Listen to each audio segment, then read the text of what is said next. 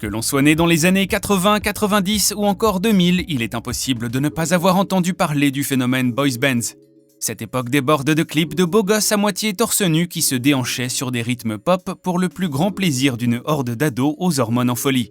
Si la plupart de ces groupes ont fait des castings pour se rencontrer et n'ont été connus que sur 1 ou 2 titres, nous en France, nous avions notre petit boys band national, les To Be Free. Alors oui, le nom du groupe est un jeu de mots pour to be free, soit être libre en anglais, et to be three, être 3, toujours en anglais, et enfin to be three, passer de 2 à 3. Oui, en France, on a de l'humour et on aime parler anglais. Salut à tous et bienvenue sur la chaîne qui vous dévoile la face cachée des célébrités. Aujourd'hui, nous plongeons dans l'univers de To Be Three. Alors si t'es nouveau sur la chaîne, n'oublie pas de t'abonner et d'activer la cloche de notification pour ne manquer aucune de nos prochaines vidéos. Comme je l'ai mentionné plus tôt, les To Be Free ne se sont pas connus lors d'une audition comme il est coutume à l'époque. Non, le groupe est composé de 3 protagonistes, Adèle Cachermy, Franck Delay, qui sont des amis d'enfance et grandissent à Longjumeau dans l'Essonne. À leur entrée au collège Louis Pasteur, ils vont rencontrer Philippe Nicolic. L'alchimie entre les 3 garçons est bien réelle et surtout ils sont animés par les mêmes passions, soit le sport et la danse. Il faut savoir que Philippe Nicolic fait de la gymnastique depuis l'enfance. En 1994, il sera champion de France en équipe en National 2 dans cette discipline et 13e en individuel. Franck Delay, quant à lui, participe en 1993 à une représentation de hip-hop au Festival d'Avignon. En parallèle, il pratique du Vovinam Viet Vo Dao. Il sera d'ailleurs en 1992 champion junior d'Europe et en 1995 vice-champion d'Europe. Malgré leur emploi du temps très chargé entre les cours et le sport, ils décident en 1990 de fonder To Be Free. Ils en sont sûrs, ils vont devenir de vrais stars et surtout ils prendront des cours de danse auprès de Lucette Almanzor, qui est plus connue comme étant la veuve de Céline, l'écrivain français. À l'époque, si l'on écoute certains sites internet, le boys band est composé de 5 membres. Mais aujourd'hui, il n'existe aucune information sur les 2 membres qui ont disparu avant le succès du groupe, soit entre 1990 et 1996. Le groupe travaille dur pour arriver à réaliser son rêve de devenir célèbre grâce à leur talent. En 1996, Philippe et Franck décident de s'inscrire à un concours de mannequins diffusé sur TF1 dans l'émission Si on chantait. Adèle est aussi présent mais plus en tant que soutien pour ses amis. Alors que les garçons s'adonnent à une petite démo de breakdance devant les autres candidats en coulisses pour se détendre, ils vont taper dans l'œil d'un chorégraphe.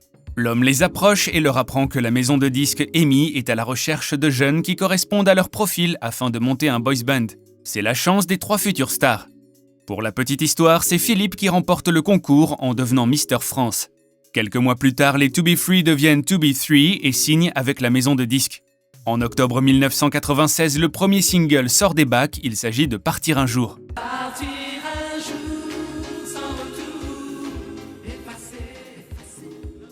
C'est un succès national et dans tous les pays francophones.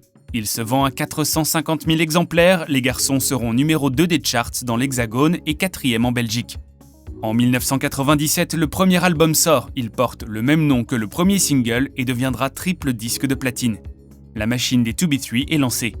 Il est évident que Philippe, Franck et Adèle n'imaginaient pas avoir un tel succès. Le boys band les propulse en moins d'1 an au statut d'icône. Les chanteurs raconteront les difficultés qu'ils avaient à sortir de chez eux sans se faire poursuivre ou encore agresser par des hordes de fans enragés. C'est vrai que les 3 garçons sont particulièrement beaux gosses. Mais si leur carrière va durer 4 ans en tant que groupe, ce n'est pas pour rien. L'ère des boys bands était une ère d'artistes jetables. Pour la plupart, ils faisaient un titre et disparaissaient des ondes. Les To Be Three, eux, outre les albums, s'adonnent aux sitcoms particulièrement tendance à l'époque. C'est AB Productions, mais oui, vous les connaissez, on leur doit Premier baiser, Hélène et les garçons, Le miel et les abeilles, qui va leur offrir une série en 40 épisodes pour être libre.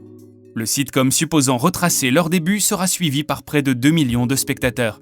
Bien sûr, en annexe, le groupe connaît les tournées et devient clairement le phénomène français de cette fin de siècle.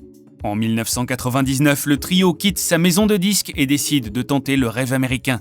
Dans un premier temps, Philippe et Adèle partent à Los Angeles et Franck à New York, puis en octobre de la même année, ils se réunissent à Miami. En Amérique, les 3 garçons dans le vent vont signer avec Edel Records, leur nouvelle maison de disques. Durant cette période hors de l'Hexagone, les trois garçons vont apprendre l'anglais et enregistrer un nouvel album, Excuse My French, mais ils vont aussi commencer des projets en solo, chacun de leur côté. C'est en mai 2000 que le boys band revient sous les projecteurs. On les retrouve sur la Croisette à Cannes. Ils viennent certes pour présenter leur nouvel album et le premier single issu de celui-ci, mais ils viennent aussi tous avec un film à montrer au public. Simon XVI pour Philippe, Le Comte du Ventre Plein pour Franck et Jet Set pour Adèle. Si les trois amis continuent leur promotion pour leur album, qui ma foi reçoit un certain succès, il semble évident qu'ils pensent déjà à la suite. Il faut aussi à cette époque prendre en compte le fait que le phénomène boys bands s'essouffle.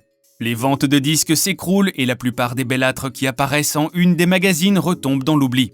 Début 2000 marque plutôt l'arrivée massive des comédies musicales et des artistes qui en sont issus. Les To Be Free, eux, pendant cette période vont repartir en Asie, cette fois pour une tournée, puis en 2001, d'un commun accord, vont se séparer pour tenter chacun de leur côté une carrière solo dans divers secteurs. Il faut dire ce qui est, Philippe, l'ex-leader de ce groupe de potes devenu star, ou plus précisément devenu des icônes de la scène française, va très mal vivre le retour au presque anonymat. Il faut dire que la période après les To Be Free est beaucoup moins faste pour le chanteur. Certes, il fait ses débuts en tant qu'acteur dans la série récurrente de Navarro et quelques galas avec ses amis de toujours. Mais la folie médiatique qui le poursuivait depuis quelques années n'est plus au rendez-vous. Il va traverser une période assez sombre parsemée d'abus en tout genre. Son ex-femme Valérie Bourdin, qui le fréquente depuis 1998, qui sera la mère de sa fille en 2005 et dont il va se séparer en 2009, raconte que Philippe avait un mal-être intense depuis son enfance et qu'il souffrait énormément de la peur du rejet. Cela ne l'empêche pas de faire le vide autour de lui, même en ce qui concerne Franck et Adèle. Le 16 septembre 2009, la nouvelle tombe, Philippe est retrouvé mort à son domicile. La cause exacte annoncée par le médecin est un infarctus, bien que des rumeurs courent sur un possible suicide. Son décès remet en lumière la question de ce que sont devenus ces stars éphémères des boys bands. Si la mort de Philippe a beaucoup marqué ses deux acolytes, on apprend qu'ils ont tout de même continué leur vie de manière intéressante. Franck va devenir acteur et fouler plusieurs fois les planches, faire des courts-métrages, un film, et on le retrouve aussi comme acteur récurrent dans des séries comme Les Mystères de l'amour. Il va aussi sortir un single solo en 2005 intitulé Si. Il va aussi en 2015 lancer un nouveau boys band avec des amis de cette période, dont Alan Théo et Chris Keller, nommé Génération Boy Band. Il continue à faire des apparitions dans de nombreux galas en souvenir de sa période de gloire. Côté vie privée, il a eu 3 enfants de 2 femmes différentes, mais semble aujourd'hui être un cœur à prendre. Il rend régulièrement hommage à Philippe au travers de tweets, notamment pour l'anniversaire de son ami ou au jour de sa mort. Adèle Cachermy, quant à lui, fait une reconversion plus surprenante. Après une période sombre, après l'arrêt du groupe où Adèle va retomber en dépression, dans l'alcool et la drogue, il va se relever d'une façon particulière et va se reconvertir dans l'événementiel de luxe pendant presque 5 ans. Puis monter sa société de location de jets de luxe pour enfin créer une autre société qui va s'occuper des déplacements de personnes riches de A à Z. Actuellement, son activité de conciergerie fonctionne plus que bien et l'homme est comblé. Il est toujours très proche de Franck avec qui il prend à cœur de perpétrer le souvenir de leur ami parti trop tôt. Côté cœur, Adèle a 2 enfants et même s'il est séparé de leur mère, il est déjà de nouveau en couple mais souhaite garder cette partie de sa vie secrète. Voilà qui termine notre petit retour sur ce boys band français qui a marqué les esprits. Et vous, étiez-vous fan? Vous pouvez facilement nous dire ce que vous pensez de tout ça dans les commentaires. À la prochaine!